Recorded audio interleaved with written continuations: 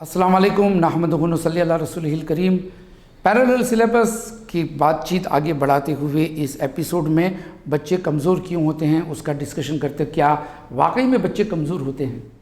देखिए, जो बच्चे स्लो लर्नर्स होते हैं ये अल्लाह की तरफ से कुदरती एक कमज़ोरी दी जाती है उन्हें। हम उसका डिस्कशन नहीं करेंगे।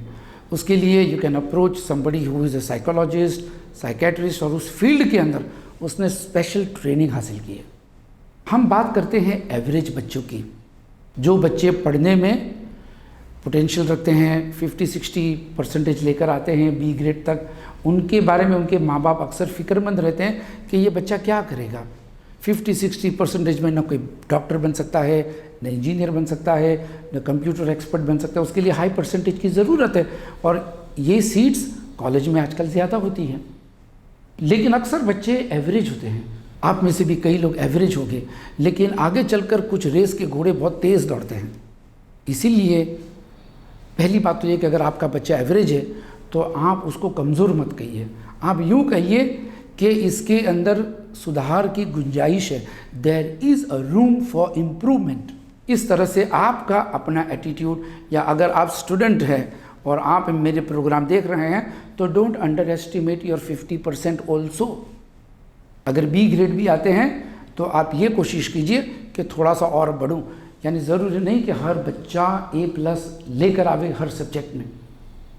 कुछ ही बच्चे इसमें महारत रखते हैं, लेकिन फिर उनके अंदर दूसरी कमज़ोरियाँ हो सकती है जो आपके अंदर ताकत होती है। अब बच्चे कमज़ोर जो होते हैं दो किस्म की, जो तो एक तो मैंने बता दिया नेचुरल होते हैं स्लो लर्नर्स। एक होते हैं कुछ बच्चे वक्ती तौर पे कमज़ोर हो जाते हैं पढ़ने में। This is very important and very sensitive issue. अगर आप इसको बराबर समझ लें तो आपका रवैया अपने बच्चों की तरफ, या अगर आप स्टूडेंट खुद हैं तो आपका एटीट्यूड स्टडीज़ की तरफ चेंज हो जाएगा। देखिए, बच्चे जो कमज़ोर होते हैं वक्ती तौर पे, मिसाल के तौर पे एक बच्चा मेरे पास लाया गया, मेरे दोस्त का बेटा था। तो उसके पेरेंट्स कहते हैं कि हमारा बच्चा 7th स्टैंडर्ड तक बहुत अच्छा था, अभी 8th स्टैंडर्ड के अंदर उसको प्रॉब्लम आ रही है। तो बच्चा मेरे पास लाया गया तो मैंने जब उसके केस स्टडी देखी, उसको मैंने कहा कि चलो एक चैप्टर पढ़ो इंग्लिश में। तो मालूम ये हुआ, बातचीत के दौरान मुझे ये पता चला कि बच्चे को टीचर की बात समझ में नहीं आ रही है। अब होता क्या है कि कुछ टीचर्स नॉलेज में एक्सीलेंट होती है, इनके ग्रेड्स हाई होते हैं, ये खुद बड़े टॉप एकेडमिशियंस होते हैं, लेकिन इनके कम्युनिकेशन स्किल्स में कभी कभी थोड़ी सी माजूरी होती है। कुछ लोगों की अंग्रेज़ी कमज़ोर होती है और कुछ लोग क्लियरली बात नहीं कर पाते हैं, बोर्ड पे लिख लेते हैं लेकिन बच्चों को समझा नहीं पाते हैं। तो कभी कभी एकाध टीचर ऐसी आ गई सब्जेक्ट में, किसी भी उस सब्जेक्ट में कुछ बच्चे तो समझ लेंगे जिनका अपना कम्युनिकेशन पावरफुल है, लेकिन जो बच्चों का कम्युनिकेशन स्किल्स, उनकी अपनी इंग्लिश लैंग्वेज, क्योंकि आमतौर पे पढ़ाई अंग्रेज़ी लैंग्वेज में होती है, तो जब इनकी अपनी लैंग्वेज एवरेज होती है या थोड़ी सी बिलो एवरेज होती है तो टीचर क्या कहती है वो समझ में नहीं आता है, और नतीजा ये होता है कि उस पर्टिकुलर सब्जेक्ट में वो थोड़ा सा पीछे हो जाता है, चाहे वो मैथ्स हो, साइंस हो। एक बच्चा मेरे पास था और वो बच्चा भी वैसे ही था, स्लो लर्निंग करने लगा अचानक, मतलब कि he was not able to cope. और ये 12-13 साल के बच्चों के प्रॉब्लम ज़्यादा होते हैं। तो मैंने उसे कहा कि okay, open your text book. अब बुक खोली, मैंने कहा अंग्रेज़ी बुक, इंग्लिश टेक्स्ट बुक पढ़ो। तो जब उसने पढ़ना शुरू किया तो he was fumbling, he was not able to understand the words properly. वो अल्फाज को समझ ही नहीं पा रहा था। मालूम हुआ कि उसकी इंग्लिश कमज़ोर हो गई। इस दौरान कुछ बच्चे रट रट कर इम्तिहान देते हैं और माँ बाप खुश होते हैं और ये सोचते हैं कि बच्चा होशियार है, लेकिन जब हम उनसे बच्चे के साथ पढ़ाई करते हैं और बच्चों का एनालिटिकल स्किल्स देते हैं, सब्जेक्ट्स के बारे में ज़रा सा क्वेश्चन घुमा कर पूछेंगे, बच्चा जवाब नहीं दे पाएगा। ये गलत ट्रेंड है, रटाना नहीं चाहिए, लेकिन बच्चों को समझ में आवे उस तरह से पढ़ाई होनी चाहिए। सबसे पहले मैं आमतौर पे जब भी मैं इस चीज़ पे बात करता हूँ तो मैं कहता हूँ हर बच्चे का लैंग्वेज स्ट्रांग होनी चाहिए, कम्युनिकेशन स्किल्स बच्चों की बहुत मजबूत होनी चाहिए।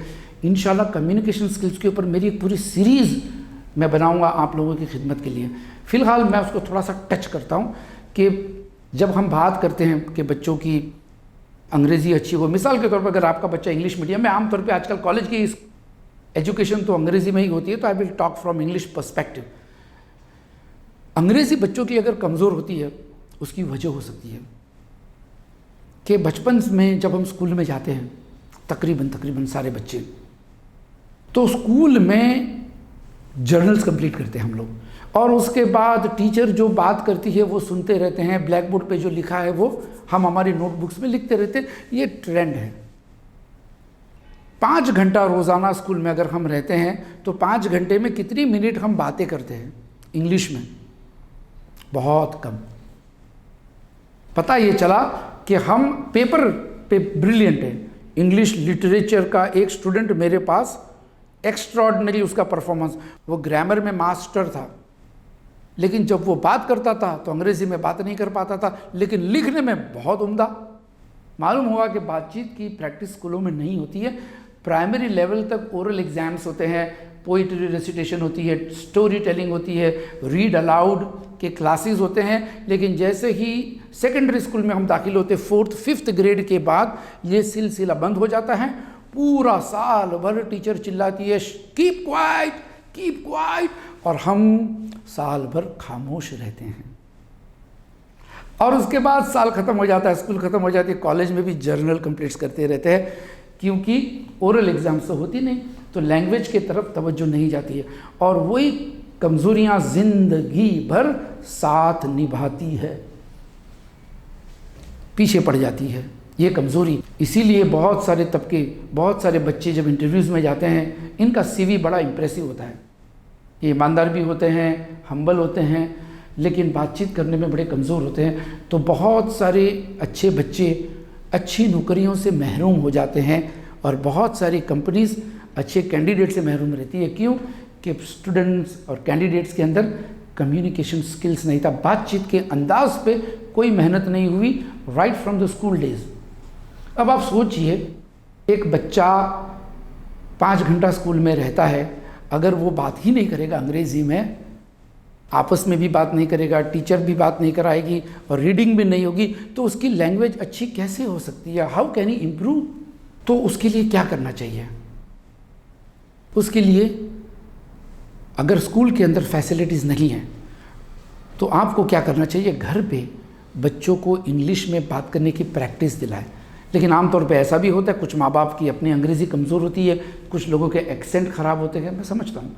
मेरे माँ बाप को अंग्रेज़ी नहीं आती थी, तो जो तजुर्बेकार लोग हैं, जो अच्छे उस्ताद हैं लैंग्वेजेस के, उनसे जब मैं राय मशवरा करता हूँ और जो इन्फॉर्मेशन उनसे हासिल करता हूँ, मैं आपको बताता हूँ। ये कहते हैं कि ऐसे लोगों को, ऐसे स्टूडेंट्स, भले कॉलेज के हो या PhD के हो, या वो बच्चा SSC में आ गया हो, यानी मैट्रिक में आ गया हो 10th ग्रेड में, तो भी उसको 1st और 2nd स्टैंडर्ड की किताबें पढ़कर मुताला करना चाहिए। मिसाल के तौर पे जो किताब 1st और 2nd स्टैंडर्ड में पढ़ी गई थी, उसको ज़ोर से पढ़ना चाहिए। कुछ लोग कहते हैं अंग्रेज़ी अगर अच्छी करनी है तो अंग्रेज़ी अखबार पढ़ो। मैं कहता हूँ उससे अंग्रेज़ी और मुश्किल होगी, क्योंकि इन खबरों के अंदर, अंग्रेज़ी अखबारों के अंदर श्रिंक करके मटेरियल पेश किया जाता है, जगह की किल्लत की वजह से। सिर्फ उनकी हेडलाइंस अच्छी होती है, अंदर का मवाद जो होता है बहुत ही टेक्निकल एस्पेक्ट होता है। तो सबसे बेस्ट है कि बच्चों को अच्छी कहानियों की किताब पढ़ाई जाए इंग्लिश के अंदर। यानी जब अच्छी कहानियों से मेरा मुराद ये नहीं कि जादू टोना और जादूगरों की कहानियाँ, अफसाने, फेरी टेल्स जो बच्चों का जहन ख़राब कर देवे, ऐसी नहीं। बहुत सारी स्टोरीज़ आती है मॉरल्स, वैल्यूज़ को लेकर। बहुत सारे ऑथर्स, अमेरिकन्स के भी है, बहुत सारे ऑथर्स हैं दुनिया भर के, जिनकी किताबें अंग्रेज़ी में हैं, अंग्रेज़ी में लिखी है, ईजी इंग्लिश में है, बच्चों के लिए है। तो जब बच्चा पढ़ता है तो धीरे धीरे उसकी लैंग्वेज होती जाती है। एक और चीज़ मैं आपको बताऊं, क्यों मैं कहता हूं कि सिलेबस से बाहर पढ़ना चाहिए। इसलिए कि अगर आप एक इंग्लिश टेक्स्ट बुक देख लीजिए तो उसमें 15 चैप्टर्स होते हैं एक एक सफ़े के, यानी ज़्यादा से ज़्यादा 30 या 40 सफ़े की किताब होती है। अब 30 सफ़े की किताब साल भर में पढ़ेगा क्या बच्चा? उस लैंग्वेज से वाकिफ़ थोड़ी हो सकता है। सिर्फ थोड़े बहुत ग्रामर के रूल्स आ जाएंगे, बाकी पढ़ाई तो उसकी 30 या 40 सफ़े होती है साल भर में। तो साल भर में रोज़ाना 2-3 सफ़े भी नहीं हुए। इसलिए सिलेबस से बाहर भी किताबें पढ़नी चाहिए। तो किताबें किस तरह से पढ़नी चाहिए, इसकी बात हम अगले एपिसोड में करेंगे ताकि आपके बच्चे की अंग्रेज़ी अच्छी हो जाए और जब क्लास में टीचर पढ़ाएगी तो आपका बच्चा सुनकर अक्सर चीज़ें वैसे ही समझ जाएगा, रट्टा मारने की ज़रूरत नहीं पड़ेगी। That's all. उम्मीद है कि आपका फ़ायदा हुआ, थोड़ा बहुत भी मैं अपने आप को खुश नसीब समझूंगा। अस्सलाम वालेकुम।